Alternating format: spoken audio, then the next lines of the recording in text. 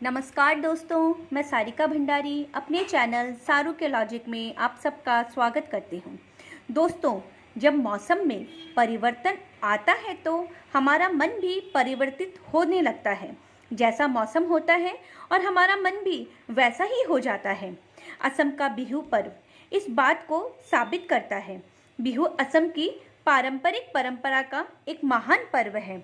इस पर्व की लोकप्रियता सिर्फ असम में ही नहीं बल्कि अन्य राज्यों में भी देखने को मिलती है। दोस्तों, असम के लोगों के लिए बिहू पर्व उनके जीवन का आधार है। बिहू की शुरुआत कब हुई इसका कोई साफ जिक्र नहीं मिलता है।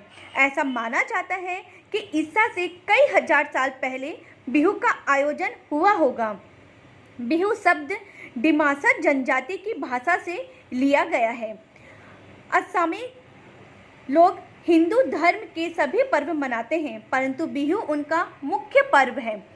बिहू पर्व वर्ष में 3 बार मनाया जाता है। भोगाली बिहू, जिसे हम माघ बिहू भी कहते हैं, रंगाली बिहू और कंगाली बिहू। ये बिहू 3 ऋतुओं के प्रतीक हैं। पारंपरिक असमिया समाज कृषि पर पूरी तरह निर्भर है, इसीलिए ये तीनों बिहू कृषि पर्व है। इसीलिए लोग धर्म जाति के भेदभाव को भूलकर पूरे हर्षोल्लास के साथ ये पर्व मनाते हैं। बिहू असम की संस्कृति है। बिहू पर्व मानव जीवन को एक बहुत बड़ा संदेश भी देती है कि जीवन एक कला है। जो इस कला को जानकर जीते हैं, खुशियाँ उनके कदम चूमती हैं। भोगाली बिहू को माघ बिहू भी कहते हैं।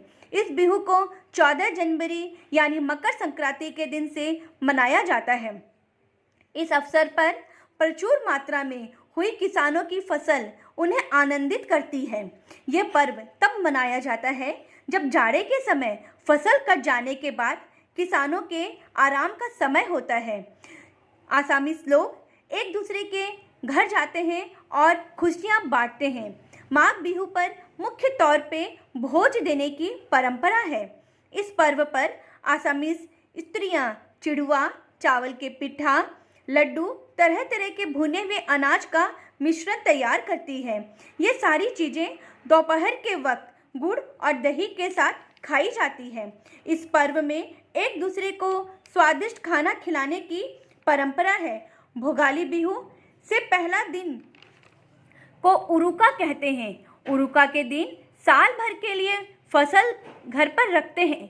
लोग बांस और घास से भेला घर और मेजी बनाते हैं।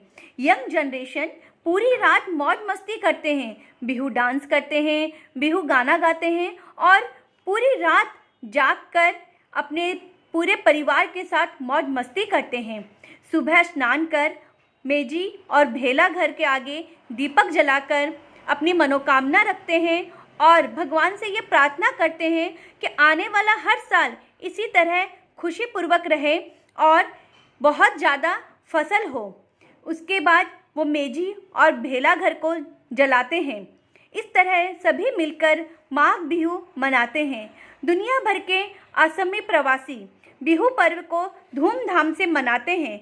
बिहू पर्व को राष्ट्र एकता एवं अखंडता का प्रतीक भी माना जाता है।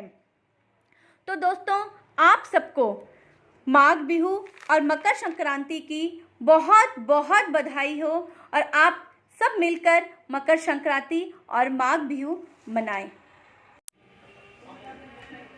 बहाग बिहू বা रंगाली बिहू, माघ बिहू বা भोगाली बिहू, काति बिहू বা कांगाली बिहू।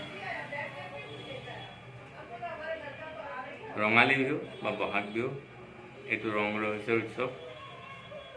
इते सबर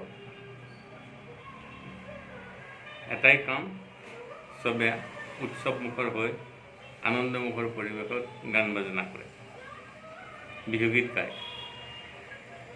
भोगाली बिहुत भोगर उत्सव, खुवालार ऊपर बेसिके जोर दिया है। यदिও बिहु गानत ऊपर खूब बेसि जोर दिया নহয়, इतना खुवार ऊपरते जोर दिया है। সেইখিনি সময়তে শস্য পথাৰত অসমীয়াসকলে ধান কাটি আনে, ভঁৰালত ধান সোমায়, মানুহৰ ঘৰত কোনো হেৰি নাথাকে, তেওঁলোকে চবৰে ঘৰত নহয় সচ্ছল অৱস্থা, গতিকে তেওঁলোকে বিভিন্ন ধৰণৰ পিঠা পনা কৰে। জীয়াৰী বোৱাৰীহঁতে নিজৰ খুচিমতে বিহুটোত বিভিন্ন ধৰণৰ পিঠা পনা বনায়। ডেকা ল'ৰা ছোৱালীবিলাকে মেজি বনায় আৰু বিহুৰ উৰুকাৰ দিনা চবে লগ লাগি ভোজ ভাত খায়। ডেকাবিলাকে সেইবিলাক যোগাৰ কৰে, পথাৰত মেজি বনায়, মেজিৰ কাষতে তেওঁলোকে এই ভোজ ভাতটোৰ আয়োজন কৰে। পিছদিনা ৰাতিপুৱাই, মানে বিহুৰ দিনাখন ৰাতিপুৱাই তেওঁলোকে এই মেজি জ্বলায় আৰু তাতে মেজিৰ উত্তাপত চবে কামনা কৰে যাতে তেওঁলোকৰ মেজিৰ যিখিনি জুইত পুৰণা যিখিনি তেওঁলোকৰ দুখ দণ্ড আছিল সকলোবিলাক শেষ হৈ যাতে তেওঁলোকে নতুনকৈ সুন্দৰ ধৰণে অহা বছৰটো পাৰ কৰিব পাৰে, এইটোৱে তেওঁলোকে ভগৱানৰ ওচৰত কামনা কৰে বা অগ্নিদেৱৰ ওচৰত কামনা কৰে। শেষৰ বিহুটো হ'ল কাঙালী বিহু।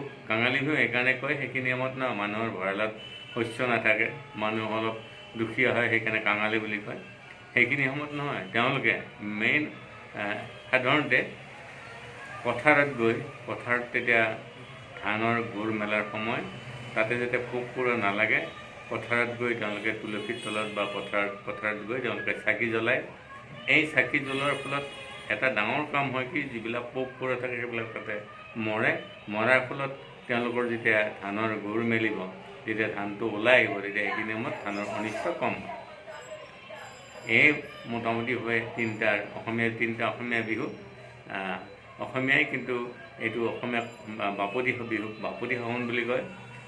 ধনী দুখীয়া সকলো অসমীয়াই বিহু উৎসৱ পালিবই। সেইখিনি সময়ত যদি কোনোবা বাকী অন্য মানুহ আহে, তেওঁলোকক আতিথ্য কৰাটো অসমীয়া মানুহৰ এটা কৰ্তব্য বুলি ভাবোঁ।